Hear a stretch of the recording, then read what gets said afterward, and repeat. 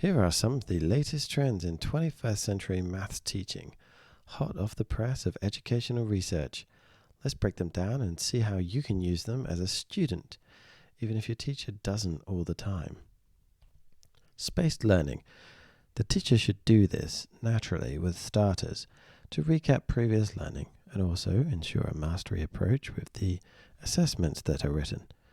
It's easy to do at the start of the year, especially if you have a curriculum and a diary. Thanks to the insights of neuroscience, we can hack our memory systems. When you learn something, you forget it over time. It's one of the memory failures of the brain. Your forgetting curve visualizes this learning journey. You learn something and it's strong in your mind, but it will drop over time.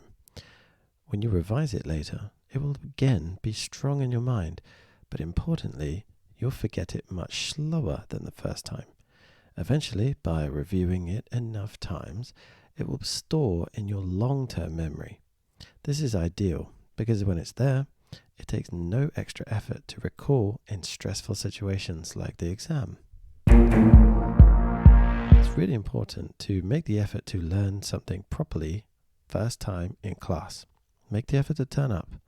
Otherwise, you will need to start this process of the forgetting curve from the start, and it takes a while to transfer from short-term to long-term memory. In the hot exam season, you're going to find that hard. Every time you miss that peak first time, it's another topic to learn from scratch, either using a tutor or a YouTube video. And it can be very costly in terms of money, but also time as you get closer to the exam and the work is piling up. As a student, you can benefit from this hack yourself by using a diary to organize. Make use of a digital diary with an alarm, and then you end up with a revision schedule. Make it automatic to sit down at the end of each day and create the alarms. You'll get taught a subject in one day, and then you'll make an alarm to revise it 3 days later and 2 weeks later.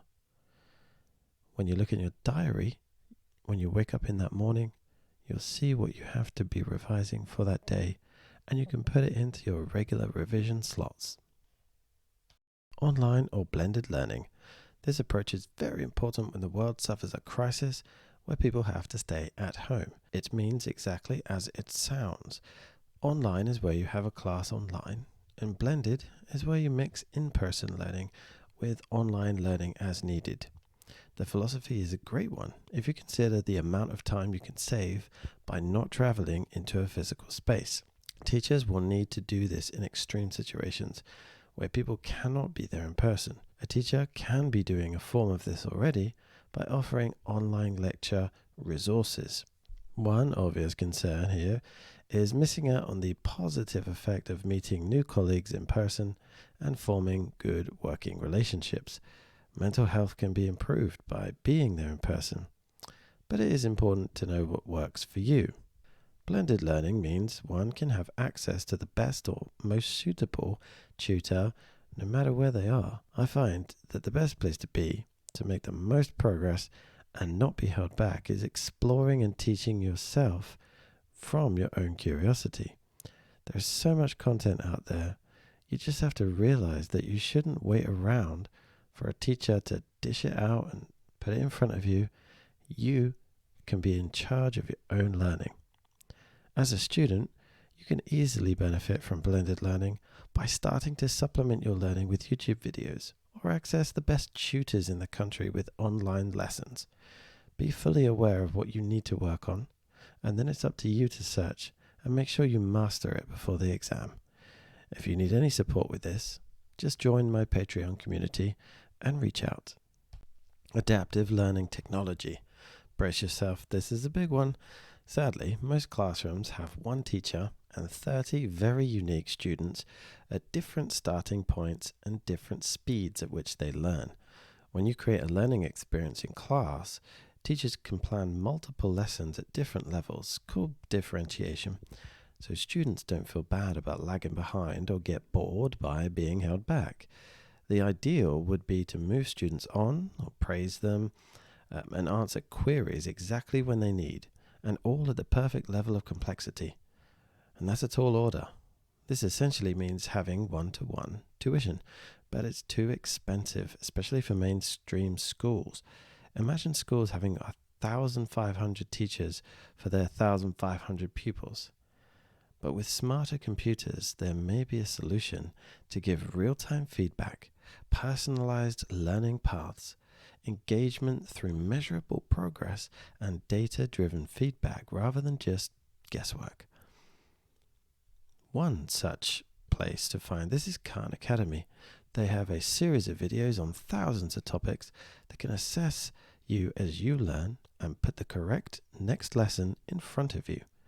Duolingo claims to do the same. They teach you languages. They adapt material to meet the learner fast and accurately. But how does it know what's in your mind? How can you be sure you really understand something yourself?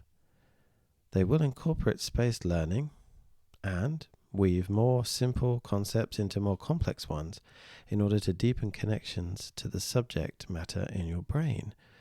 This is a fairly good start, but you also need to believe in yourself. Does computer praise match human praise? Khan Academy is currently trialing the use of AI to power their adaptive learning platform, which sounds like the ultimate companion, one who might make perfect progressive overload journey for a student of maths. Is it true that all a student needs is to know what to read next? I think there needs to be more of a human element. A student may be told what should happen next, but are not often inspired by instruction alone. Naturally, there is satisfaction in teamwork with others, a desire to please and be proud, a role model to aspire to, and this role model must be human, otherwise it's not an authentic experience to draw motivation from. Of course, this is my opinion. I do recognize the power of AI to help draft an email, but people soon spot that it's not human-made if you don't make some big edits. And I do recognize the power of AI to explain some concepts when you just can't find the right website. But the number of errors it makes when computing, especially mathematics, anything more than addition, means you can never really trust it. And maybe you can't trust humans either. But there is a desire in most people to help and empathize with their fellow humans, at least. If AI were to be better, then adaptive technologies can really help a student move at their own pace, reducing stress and frustration for the student and the teacher. As a student, with the popularity of AI this year, I'm sure there'll be no doubt a big range of startups, and be them unproven or not. It will lead to a range of ways of experiencing adaptive technologies. A tutor is another option to simulate this by working with you one-to-one to address your specific learning needs, but this is limited to the time that you pay to spend with them. You can get the benefits of adaptive learning technologies in maths through the use of the following companies. We've already mentioned Khan Academy. It's free, well established, with many good reviews. You can access this via an app and the Apple App Store, Google Play Store, or internet browser. It's suitable for any age. Secondly, SumDog Maths. It's another adaptive learning platform that comes highly recommended from a few colleagues of mine. You can access this for around $5.99 a month via an app online or on the Apple Play Store. And it's suitable for ages 5 to 14. So this doesn't include GCSE. And we can also look at Elephant Learning, which guarantees that you will learn 1.67 years worth of maths in just 3 months if you use it for just under 40 minutes a week. This statement is based on 57,127 students who are using it for around 13 weeks. You can access this service for around $5.99 a month via an app on the Apple App Store or the Google Play Store or an internet browser. This will work for ages 2 to 16, which covers GCSE but not A-level. It's not a full curriculum and only a supplement. And of course, I must mention that I'm happy to make tailor-made content for anyone who asks. Sometimes you just don't know the topic you're struggling with though. And this might be the first step I can help you with. I can help you identify and provide resources. In the community, you can submit solutions, and using my expert judgment, I can identify which misconception you have or where you need to be challenged. If you just join the Patreon community, send me a request. The big idea is a concept that reverses the idea of scaffolded learning. So scaffolding meaning usually you would start with all the small concepts and work your way up. Sometimes you would wonder, why are you bothering to learn these? Because these topics can be abstract, like little skills that are without context or motivation as to why you're even bothering to take it all in. And here comes a backward alternative, starting with an interesting, real-world community project or a complex contextual problem, thereby creating a need to research the necessary skills to solve it. And this can occur in a few different settings in the classroom or at home. You present a local cause or community project to be involved with and figure out how you can help. Typically, these projects contain a ton of maths, such as material optimization, accounting, finances, estimations, geometry for goods, graphs for predictions, statistics, decimals and percentages for growth and finances, etc., etc. Dan Meyer inspired me in 2014 with his 3-act maths. This is the second of ways which you may experience the big idea. In essence, this is the big idea, but it's a bit more structured. So we have 3 different acts to it. The lesson would start with an interesting video of a real-life situation, and students decide on the questions which are important to them about that situation. Then it's agreed which questions are the most mathematically relevant, and since they were generated by students, this provides good impetus for learning the smaller skills during the lesson, which can lead to the final and important overall aim. And obviously this is great because typically these small skills can be repetitive and boring without this grander scheme. A third way, a teacher could start a unit of work with a relevant complex exam question. So really going in for the end and where we're aiming for, which is the exam. And it's not always the best to focus on the exam, but let's face it, we do. And we let the students ask the necessary questions to solve this exam question which is put in front of them.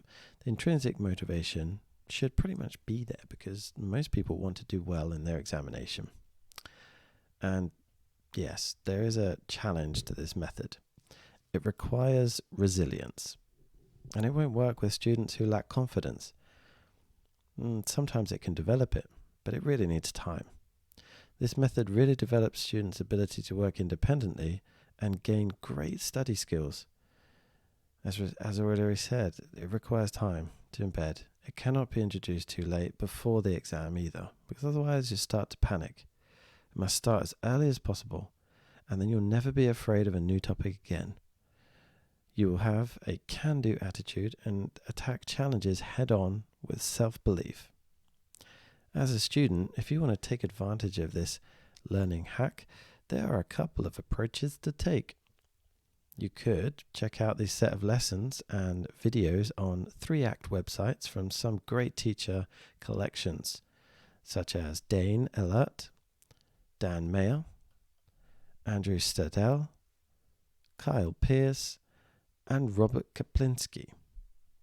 The websites can be seen here. You could also connect with T-Formula on Patreon to be part of exclusive online live sessions where we can go through some of these 3-act maths lessons online so you can get some practice. Remember, start early with the examination papers if you're going to go down that road. Take a look. Try to avoid being overwhelmed by realizing you cannot do most of it yet. And try to tackle 1 question a week. I know this might feel slow, but everything done properly won't need doing twice. Really reflect on what you need to know to solve it, even if it's a keyword or a brainstorming of your initial thoughts. Don't be afraid to be wrong. Just put down what you think and learn from it. And feel free to ask me for help in identifying topics by joining the Patreon community.